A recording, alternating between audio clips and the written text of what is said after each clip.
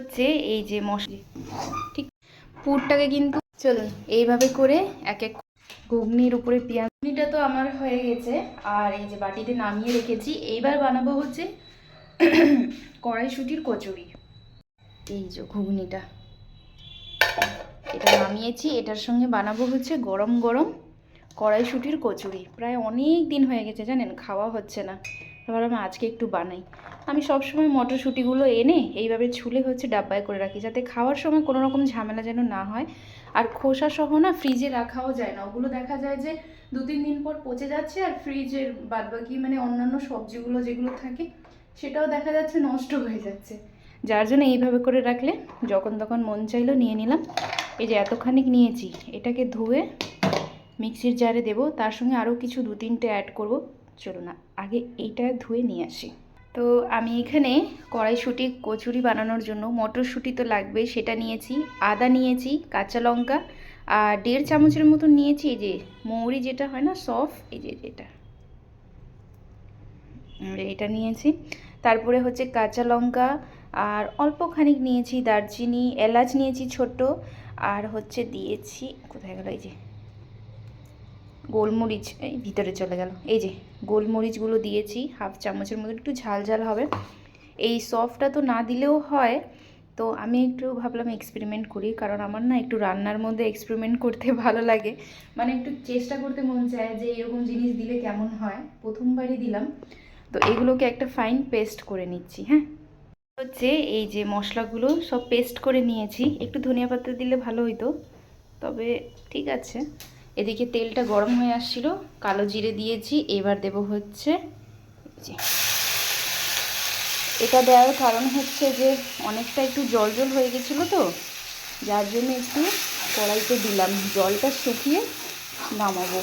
আর একটুখানি দেবো হচ্ছে মিষ্টি, মিষ্টি ছাড়া তো একদমই চলবে না, হালকা একটু দেবো। আর দেবো হচ্ছে স্বাদ অনুযায়ী লবণ, একটু লবণ দিলাম। আর দিব হচ্ছে একটু মিষ্টি।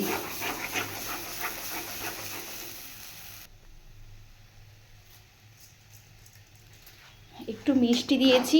এবার একদম শুকনো করে নামিয়ে নেব। পুরটাকে ভালো করে ঠান্ডা করব, ততক্ষণ আমি আটা মেখে নেব। আর আজকে হচ্ছে লাল আটা দিয়েই আমি কচুরিটা বানাবো, কিন্তু ময়দা দিয়েও বানানো যায়, তবে আমি ভাবছি লাল আটা দিয়েই করব। দেখি ও আসুক, তারপর জিজ্ঞাসা করবো। যদি বলে লাল আটা দিয়ে করো, তাহলে লাল আটা দিয়ে, আর না হলে ময়দাও আছে সেটা দিয়েই করে দেবো।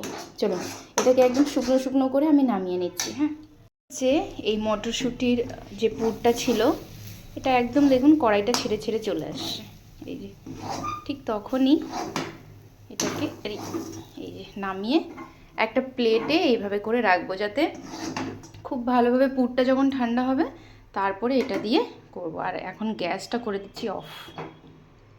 এই যে এদিকে হচ্ছে এইভাবে করে এই পুরটা ভরে নিচ্ছি। এই কাছ থেকে দেখাও। বাদবাকিগুলো এই যে ভরা হয়ে গেছে অলরেডি, 2টো বাকি রয়েছে। ও আসলে একটু দোকানে গিয়েছিল, তো আমি একটু ঝটাপট করে নিচ্ছিলাম। এই যে পুরটা একদম ঠান্ডা হয়ে গেছে। আর আটাটা না একটু নরম করতে হবে। এটা তো খুবই সহজ, সবাই পারে এটা। এই যে এভাবে করে মুখটাকে ভালো করে সিল করে একটুখানি এবার ফ্ল্যাট করে দিচ্ছি। চল, হ্যাঁ একটু চেপে দিতে হবে, পরে একটু বেলে নেব। আগে সবটা ভরে নিই, তারপরে এখানে হচ্ছে এইভাবে করে সব বেলে রাখলাম, কিন্তু সব থেকে আগে হচ্ছে এই ছোট্টটা দেব। তেলটা গরম হয়ে গেছে, তেলটা গরম হয়ে গেছে, আঁচটা কমাই দিই। ছোট্ট একটা হয়ে গেল, ছোট পুচকি একটা।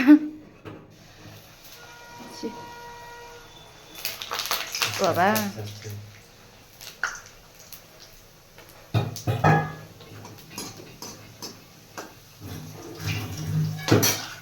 এটা লাগবে না।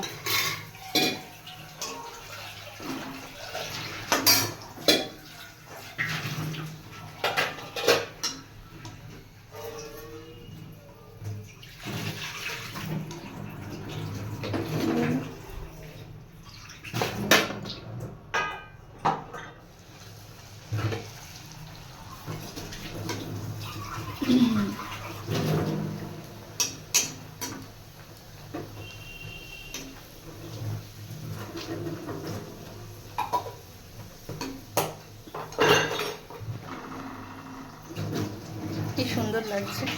চলুন এইভাবে করে এক এক করে কড়াইশুঁটির কচুরিগুলো ভেজে নিচ্ছি। পড়ে গেল। এই যে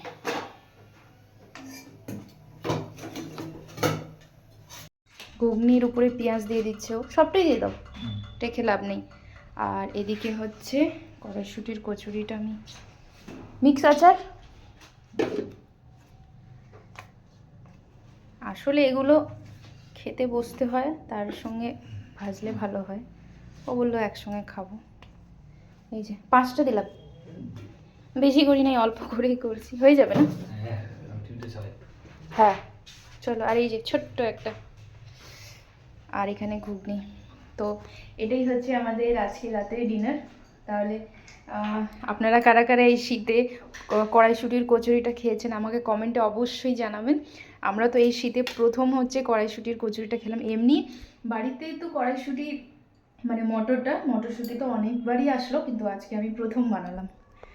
তাহলে চলুন, সবাই ভালো থাকবেন, সুস্থ থাকবেন, দেখা হচ্ছে নেক্সট ব্লগে।